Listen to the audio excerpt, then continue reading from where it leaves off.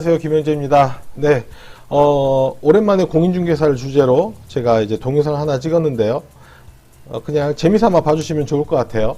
34회 공인중개사가 지난 10월 달에 치러지고, 엊그제 이제 합격자 발표가 났죠. 그러면서 이제 자료가 떴어요. 자료를 떠서 한번 비교를 해보니까요.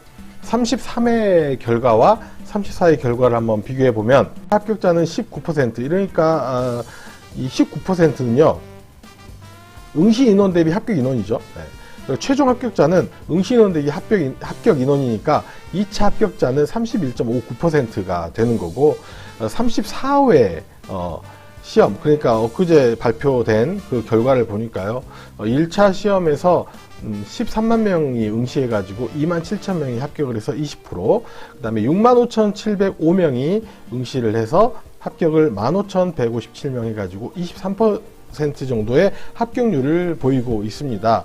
예. 근데 이게 그 대상자 대비 합격 인원을 해야 되지 않나? 왜 응시자 대비 합격 인원을 하는지 모르겠어요.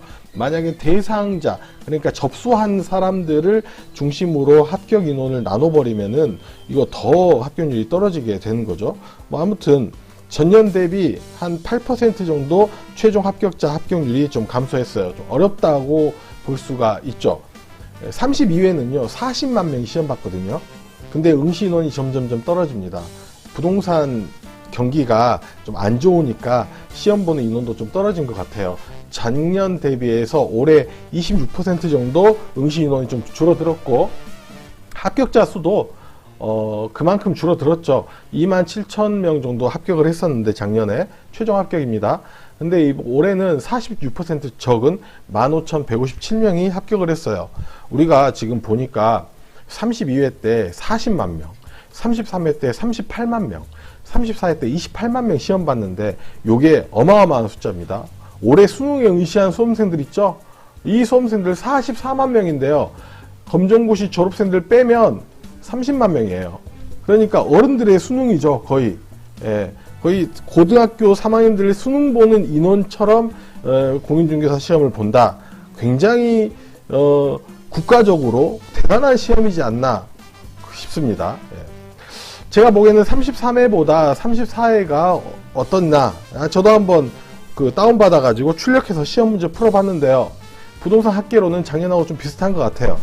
근데 조금 계산 문제가 좀 많이 좀 어려웠던 것 같고, 민법은 확실히 좀 어려웠던 것 같아요. 근데 이제 답을 알고 보면 쉽죠. 근데 그 시험장에서 막상 느껴지면은 굉장히 어려웠다. 그리고 왜 그렇게 기억, 니은, 디귿이 모두 정답인 게 왜 이렇게 많은지 모르겠어요. 저도 이거 풀다가 이제 짜증났습니다. 네. 공인중개사법은 작년이 좀 쉬었죠. 쉬었다고 생각을 하고요. 그런 소문이 많이 돌았기 때문에 올해는 어려울 것이다 라고 예측을 다 했었을 겁니다. 올해는 좀 어려웠고, 공법은 작년에 대박이었어요. 예, 공법은 이게 내가 배운 게 거의 안 나왔죠. 그런데 이제 올해는 그것보다는 쉬었다. 예, 그다음 지적 공시세법은 뭐 비슷했다라는 제 개인적인 느낌입니다. 예. 1차를 만약에 합격하셨다라고 하면요, 2차를 가급적 빨리 시작해야 합격을 할 수 있을 것 같아요. 왜냐하면 이게 보통이 아니거든요. 이 시험이. 왜냐하면 이제 2차가 이렇게 세 개인데, 예, 공법이 조금 오래 쉬었잖아요. 내년에 어려울 것 같아요. 어려울 것 같으니까 요거 좀 챙기셔야 되고요. 그리고 이게 지적 공시 세법 중에 조금 어렵게 나오면은 아무도 손을 못 댈 문제가 세법이에요. 세법을 좀 잡아놓는 게 제일 중요할 것 같아요. 공인중개사법은 법이 좀 얇고 작고, 그리고 그 시험 문제가 나올 게 다 나와 있어요. 이미 기출 문제가 다 나와 있기 때문에 요거는 부담스럽지 않지만 공법과 세법에서 여러분들이 좀 힘들어 할 수 있을 것 같아서 반드시 2차를 빨리 시작하시고 공법과 세법을 좀 먼저 잡으시는 게 좋을 것 같아요. 그리고 계속 뭐 5년, 10년 전부터 나왔지만 상대평가로 전환을 하니 많이 하니까 이 전환되기 전에 빨리 따실 분들은 자격증을 빨리 따놓는 게 좋을 것 같아요. 그리고 지금 공인중개사를 새로 준비를 하겠다라고 생각하시는 분들은 그 마음의 각오를 좀 하시는 게 좋을 거예요. 왜냐면 저는 몰랐거든요. 이게 5과목이 아닙니다. 이게 5과목을 빙자한 거의 사기 수준인데요. 보니까 부동산 학개론은 뭐 학개론이라고 해서 한 과목인데 이게 한 과목이 아니에요. 부동산 경제론, 부동산 시장론, 부동산 정책론, 부동산 투자론, 부동산 금융론, 부동산 개발 및 부동산 관리론, 감정평가론까지 해가지고 이 모든 이론이 다 합해진 게 부동산 학개론이에요. 법은 아니죠. 그러니까 이론인데 이게 이제 다 합해져서 한 과목이라고 합니다. 이게 제가 보기에는 이거는 그 사기.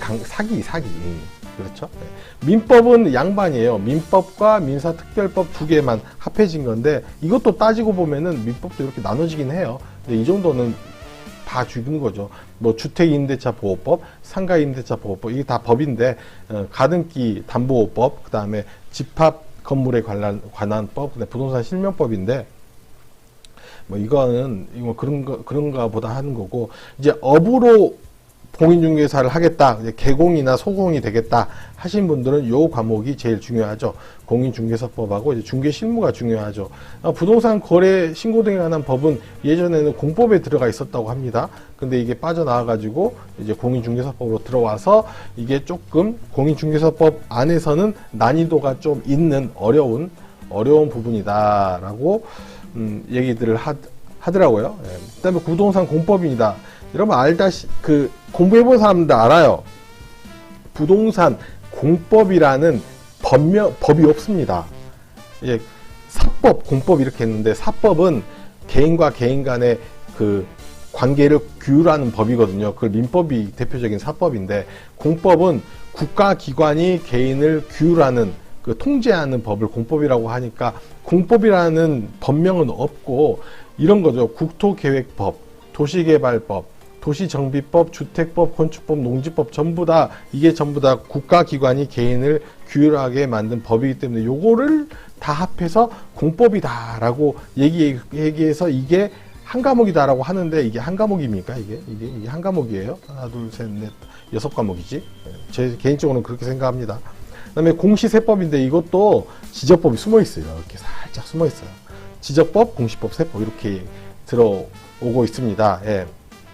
그래서 그 공인중개사를 새로 준비하겠다고 하시는 분들은 이 사실을 알고 접근해야 돼요.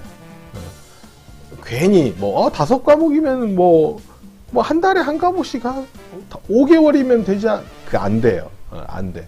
제가 보기에는 진짜 절실해가지고 막 미친 듯이 공부를 해야 되겠다라고 하는 사람들은 제가 보기에는 6개월이면 될 것 같은데 이렇게 업을 한다거나 자기가 무슨 가게를 한다거나 아니면 전업주부이신 분들 애도 봐야 되고 이러신 분들은 진짜 한 1, 2년 잡아야 될 것 같아요. 제 생각에는. 그리고 주위에 제가 공인중개사 공부를 좀 하라고 추천을 좀 하고 다니거든요. 이제 괜찮으신 분들을 만나면은 왜냐하면 이게 세상 살아가는데 필요한 상식을 얻기에 괜찮은 그 이론들하고 법들이 많아요. 요즘에 전세 사기 같은 것도 있잖아요. 그런 것도 우리가 부동산 공부를 좀 하다 보면은 주임법 같은 거, 그다음 민법 같은 데 보면은 계약을 어떻게 해야 되고 이런 것들 있죠. 특히 그 공인중개사법하고 중개실무 보면은 그런 일들이 많이 나오거든요. 집주인이 전세금을 반환을 안 해주네. 그러면 어떻게 해야 되나 이런 것들 여기서 다 공부를 하게 되고, 그리고 특히 국토계획법 같은 경우는 우리나라의 중장기 국토계획에 대한 그 방향을 또 알 수가 있고, 도시정비법은 이제 재건축, 재개발에 대해서 좀 공부를 좀 할 수 있겠죠. 그 농지법 같은 데 보면 이제 요즘에 농막 많이 짓잖아요. 그 농막을 어디에 짓고 이런 것들도 좀 냄새를 좀 맡을 수 있죠. 그리고 세법 같은 경우는 이제 취득세, 그 다음에 종합소득세, 양도세 이런 것들을 막 배우기 때문에 우리 인생을 살면서 괜찮게 응용할 수 있는 그런 것들이 되게 많아요. 제 개인적인 생각은 이런 민법에 관련된 것들이나 세법에 관련된 것들은 고등학교에 기초 과목으로 좀 해줬으면 어떨까라는 생각을 좀 하게 되고요. 국어, 영어, 수학도 또 중요하지만 사람이 살아가는데 사기 안 당하고 살아야 되지 않겠습니까? 그래서 이건 좀 중요하고, 특히 대학교는 교양 필수 과목으로 이런 것들을 좀 넣어주면 좋을 것 같아요. 아무튼 이런저런 얘기를 좀 했지만 이번에 합격하신 분들 정말 축하드리고요.